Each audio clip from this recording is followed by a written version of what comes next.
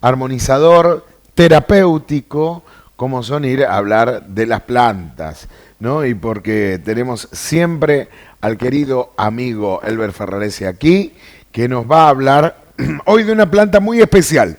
Nos trae del cuidado que hay que tener con esta plantingui, que me la mandó anoche también muy bien explicado nuestro querido amigo Gustavo Rojas, quien es el encargado también de editar. Desde el Parque Central de nuestra ciudad, el especialista Albert Ferraresi nos presenta una de las plantas colgantes más vistosas y deseadas por las amantes de las suculentas, el sedum.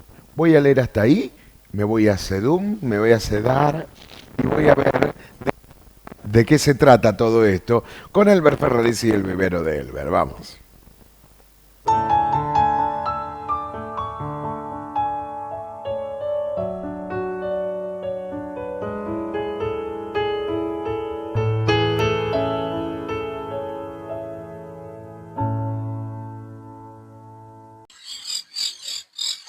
Muy buenos días, mi querida ciudad de Brickman, desde el noreste de nuestra querida provincia de Córdoba.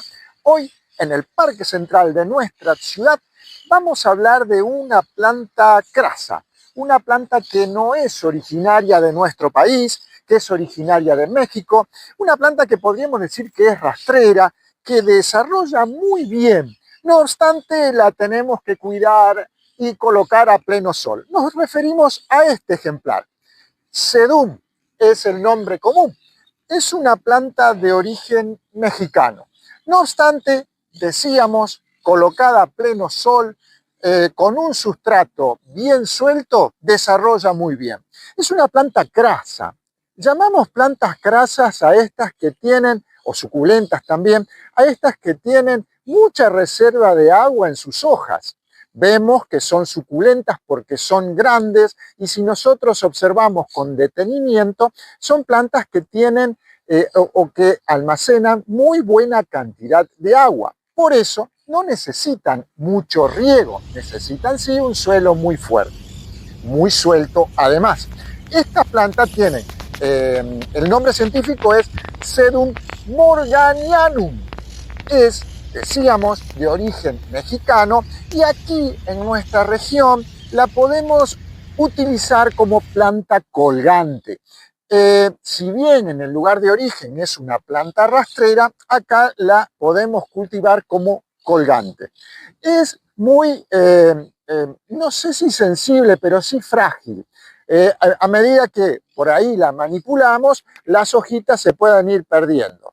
Claro, que en ese caso, si se van perdiendo, hasta podemos hacer nuevas plantas. Pero ese va a ser tema para otro programa. Decíamos, el sustrato tiene que ser preparado de manera, no sé si especial, porque no requiere tantos elementos, pero sí especial para este tipo de plantas. El sustrato tiene que ser suelto. Toda planta suculenta supone que se adapta muy bien a suelos secos o climas secos. Por lo tanto, el exceso de riego y un suelo muy compacto que retiene mucha humedad le son perjudiciales.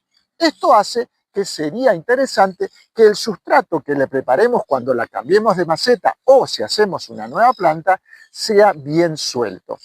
¿Esto cómo lo hacemos? Y aquí sería bueno, por ejemplo, el agregado al sustrato que preparemos con materia orgánica, un suelo o un sustrato común, le agreguemos también arena gruesa de río. Esto es interesante porque lo que va a hacer es hacer que el suelo sea más suelto, que drene más el exceso de humedad y así la planta pueda desarrollarse mejor.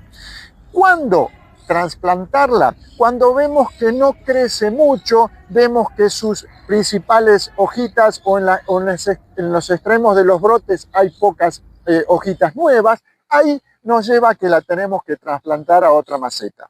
Siempre decimos y recalcamos sobre esto que no es bueno trasplantar esta plantita a macetas muy grandes, sino ir trasplantando cada 2 o 3 años a macetas de un número o dos mayor. Esto hace que la planta se vaya adaptando mejor y no tenga gran cantidad de sustrato, tanto sea alrededor como abajo, que por ahí puedan almacenar un poquito más de humedad y así perjudicarla. Siempre que hagamos los trasplantes, cada 2 o 3 años, según la planta, siempre la maceta, elegí una maceta con 1 o 2 números más. Gracias por acompañarnos. Desde el noreste de la provincia de Córdoba nos despedimos hasta el próximo programa. Chau. Chao, Elber, gracias como siempre, como cada semana que nos trae estos consejos.